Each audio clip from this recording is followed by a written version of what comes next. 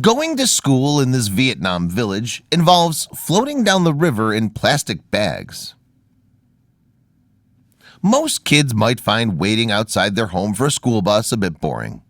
But it sure beats the way kids are getting to school in Huoi Hua, a northern province in Vietnam. They don't do things the way people do it in America. Their idea of school transportation is a complicated one, and in some cases, a dangerous task you have to see to believe. But for students in this village, it's simply a way of life. Nothing more, nothing less.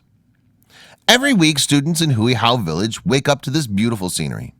The village is one of the most remote and difficult villages to get to and out of in the Muang Cha district of Dien Bien province in northwestern Vietnam. The whole village has 75 households with about 500 people. Usually, kids rely on bamboo bridge to get to school, except during the flood season. Flooding causes the bamboo bridge to get swept away, which forces people of all ages to use bamboo rafts and stretch ropes to get across the stream safely. But even then, there are some serious risks. Traveling by stretch ropes is extremely hard for even the strongest adult. The currents can be very powerful, which is why no child would be allowed. The currents can be very powerful, which is why no child would ever be allowed to make this dangerous journey all on their own without an adult to supervise and guide them to the other side safely. Kids start out their week in the usual manner as most children in the world. They have breakfast, get dressed, and then they get ready to go on a perilous trek through a forest and a flood stream to get to school. In the end, it takes them over 5 hours to get there and 5 hours to come home. But they can't exactly get to school with all their materials all wet, so they have to gather all their school items together. This makes it easier to carry when they get ready to make the great crossing through the river. But you won't believe how they do this without getting wet. Once the kids have all their personal belongings bundled up, they give it to an adult. This is sort of a ritual for over 50 school students who place their belongings in a plastic bag and then get adults, usually a parent, to pull the items through the stream. But that's not the only thing that gets in the bag. The most precious cargo in the bag isn't simply a bunch of school supplies. The kids have to go inside the bags too, and it's safe to say they're terrified, but they're willing to accept this dangerous mode of transportation to get an education that will hopefully help them escape poverty someday. The kids aren't just thrown into the river to float to the other side.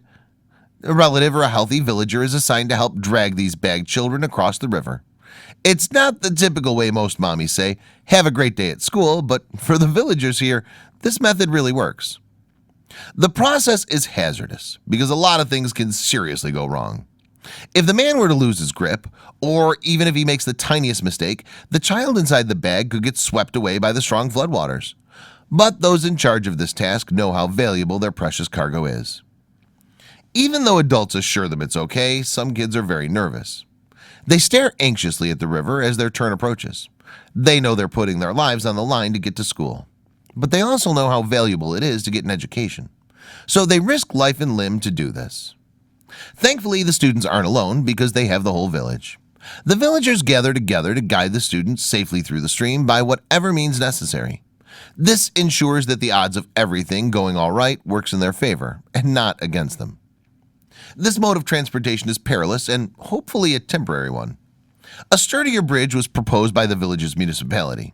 Unfortunately, they don't have enough money to justify the expenditure of investing in the construction of a whole new suspension bridge. For now, it seems like bagging kids across the river is the only way to travel. Most kids seem relieved when they make it to the other side, with their belongings relatively dry for the most part. But they have the villagers to thank for putting it all in the line to ensure that they make it every time. The parents of these children are unwilling to let their kids risk crossing on their own. Crossing the river is simply too dangerous during flood season. So until the villagers manage to raise enough funds to build a bridge, this is the safest way for kids to get to school. Now, that's one way to use plastic productively. The sacrifices these kids undergo to get an education is commendable.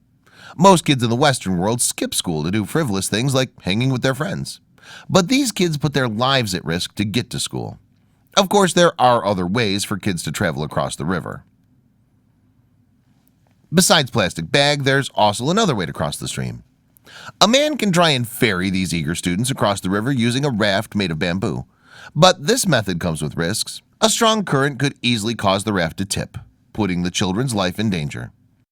On the other hand, bamboo rafting is also a great way to connect with nature.